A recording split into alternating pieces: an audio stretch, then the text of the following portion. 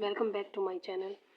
Today we are again back with another video of biology class 10th, and we are going to study about homeostasis in plants.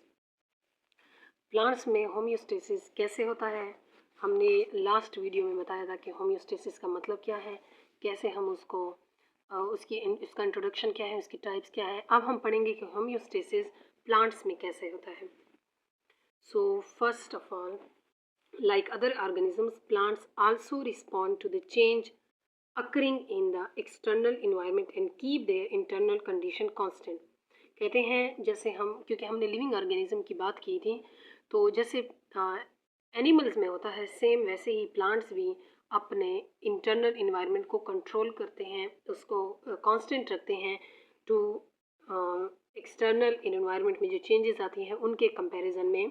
तो इस तरह से अब हम different types पढ़ेंगे osmoregulation in plants में। On the basis of the availability of water there are 4 groups of plants.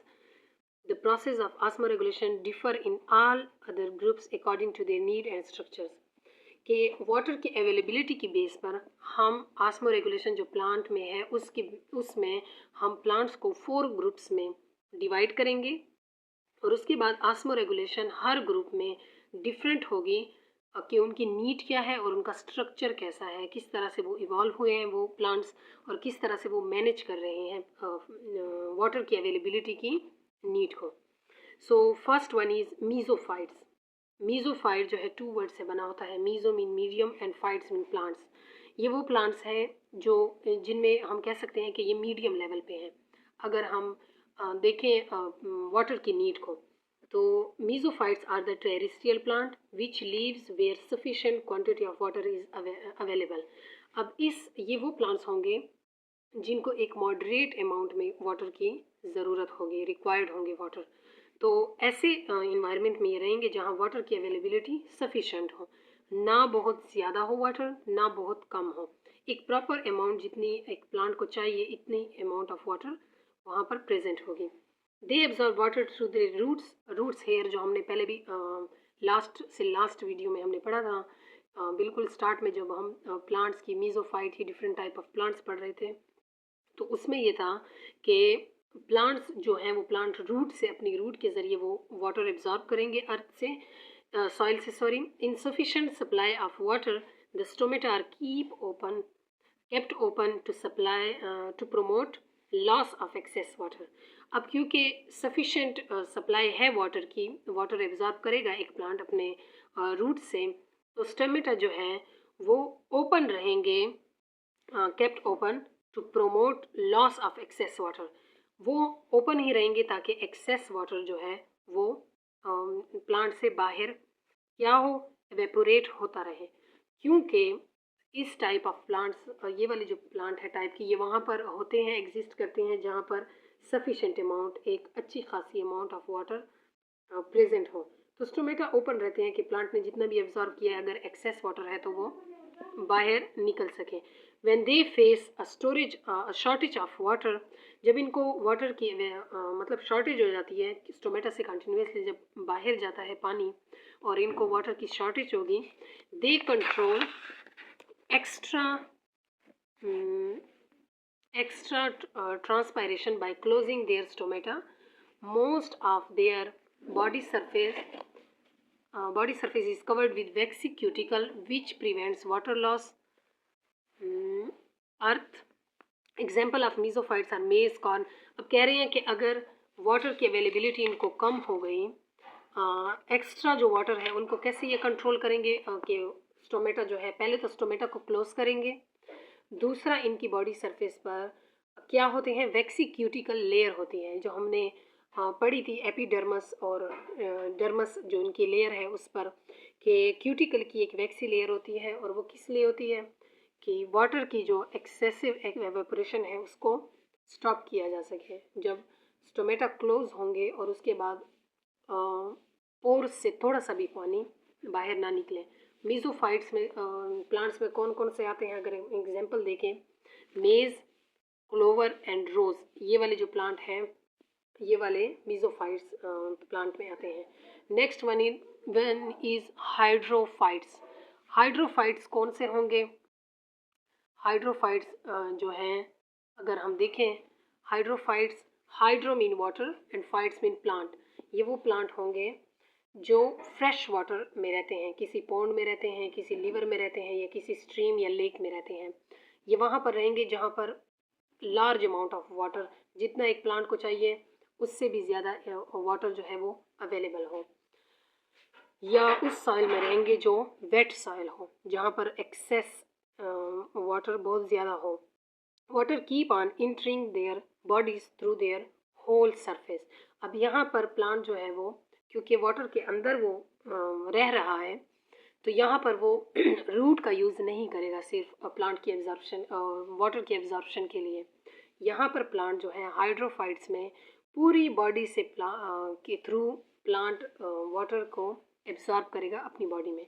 They remove this extra water from their body. For example, many hydrophytes have broad leaves which float on the surface of the water. These leaves has a large number of stomata on their upper surface. अब क्योंकि पूरी body से ये water absorb कर रहा है, इसी तरह एक्सेसिव वाटर को पूरी बॉडी से ही रिलीज करेगा। इन प्लांट्स की क्या निशानी है कि इनके लीव्स बहुत बड़े बड़े होते हैं और वो लीव्स जो है वो फ्रीली फ्लोट करते हैं वाटर की सरफेस पर। तो क्या होता है, उसी लीव से स्टोमेटा जो है वो लार्ज नंबर उन पे होंगे उनके अपर सरफेस पर, और वो ओपन रहेंगे। अगर बॉडी में, प्लांट बॉडी में वाटर एक्सेस में है तो वो ओपन रहेंगे ताकि एक्सेसिव वाटर बाहर बॉडी से रिमूव हो सके। The most common example of such plant is the lily. Lily plant आप लोगों ने देखे होंगे, यहाँ एग्जाम्पल में भी हैं। जो हम देखते हैं वो हमेशा कहाँ होते हैं, हम किसी पॉन्ड में जब देखते हैं वहाँ पर ये ग्रो कर रहे होते हैं। तो नेक्स्ट है ज़ीरोफाइट्स प्लांट। ज़ीरोफाइट्स प्लांट जो है, वर्ड कहाँ से ये बना है, zero and fights. Fights mean plant and zero mean dry. ये कौन से प्लांट होते हैं? जो ऐसे इन्वायरमेंट में होंगे जहाँ पर वाटर की अवेलेबिलिटी बहुत लिमिटेड हो, लाइक डेजर्ट, सहरा में ये ज़्यादातर प्लांट होंगे। They have deep roots to absorb water from almost dry soil. क्योंकि वाटर की अवेलेबिलिटी कम होती है, सॉइल में भी बहुत कम वाटर प्रेजेंट होगा। सो इनको, क्योंकि वाटर की अवेलेबिलिटी वैसे भी बहुत ज़्यादा लिमिटेड होती है, तो इनमें क्या होता है कि जो रूट्स हैं वो ज़्यादा डेप्थ में गए होते हैं। रूट्स हेयर बहुत लेंथ वाइज ज़्यादा होते हैं, क्योंकि इनको जो सॉइल से वाटर जो है उसको निकालने में बहुत ज़्यादा हार्ड वर्क करना पड़ता है, क्योंकि बिल्कुल ड्राई सॉइल होती है, वहाँ पर वाटर की अवेलेबिलिटी बहुत लिमिटेड होती है। Their body surface has very few stomata. Stomata बहुत कम होंगे, क्योंकि वाटर को जितना भी पॉसिबल हो बॉडी में रिटेन करना होता है। ऑलरेडी अवेलेबिलिटी कम होती है, डिहाइड्रेशन का ख़तरा होता है, इसलिए इस पर स्टोमेटा नहीं होते ज़्यादातर। It is very covered with thick waxy cuticle to reduce the loss of water. अगर वाटर का लॉस फिर भी स्टोमेटा के थ्रू, क्लोज स्टोमेटा के थ्रू भी हो रहा है थोड़ा बहुत, तो उसको भी प्रिवेंट करने के लिए क्यूटिकल्स की भी एक लेयर होती है, थिक वैक्सी लेयर होती है क्यूटिकल की, किसके अराउंड, उस पे स्टेम पे और लीव्स पे। सम ज़ीरोफाइट्स फॉर एग्जांपल कैक्टस जो है उसका, कैक्टस जो एक नोकीला प्लांट होता है इस तरह का, जिस पर स्पाइंस होते हैं, ज़्यादातर आप लोगों ने देखा होगा डेजर्ट एरिया में वो होता है। Store water in their specialize stem और रूट्स। उनके स्पेशल स्टेम और रूट्स होते हैं, इनमें लीव ज़्यादातर होते नहीं है। सच स्टेम और roots are soft and juicy and are called succulent organ. या ज़्यादातर ये वाले इनमें जो होते हैं, मतलब इनकी जो सरफेस है वो हार्ड होती है, ताकि वाटर जो है उसका एक्सेस वो ना हो, लॉस ना हो, और स्पाइनी होती है ताकि ज़्यादा से ज़्यादा वाटर जो है उसको रिटेन किया जा सके। Next halophytes. हेलोफाइट्स जो है, जैसे हेलो वर्ड है salt and phytes mean plant, इनका हैबिटेट जो होता है, ये वाले प्लांट कहाँ पर होते हैं, ये साल्टी वाटर में होते हैं, यानी जैसे सी वाटर हो या साल्टी मार्शेज, जो वो वाला वाटर जहाँ पर साल्ट कंसनट्रेशन ज़्यादा होगी वाटर में। Since their body have less salt concentration, तो एक्सटर्नल इन्वायरमेंट से ज़्यादा एक्सटर्नल इन्वायरमेंट में ज़्यादा साल्ट कंसनट्रेशन होगी बनिस्बत प्लांट के इंटरनल इन्वायरमेंट में। So as compare to the external, water tries to move out from their body into the environment. और इंटरनल इन्वायरमेंट में बॉडी में ज़्यादा वाटर कंसनट्रेशन होगी, तो इसमें ज़्यादातर क्या होता, क्योंकि कंसनट्रेशन ग्रेडियंट हमने पढ़ा था, ऑस्मोसिस कैसी होगी, हाई कंसनट्रेशन टू लो, तो वाटर का जो लॉस है वो ज़्यादा होगा इसमें। Such plant absorb salt from external water, बाहर से ये साल्ट कंसनट्रेशन को अंदर लेंगे, क्योंकि अंदर साल्ट कंसनट्रेशन कम होती है इन्वायरमेंट में। एक्टिव ट्रांसपोर्ट के ज़रिए ये प्रोसेस होगा। In this way water does not move out of the cell, फिर इस तरह से सेल से वाटर की जो बाहर जो रिमूवल है वो नहीं होगी बॉडी से बाहर। Excess salt can be stored in cell or excreted out from the cell salt gland are.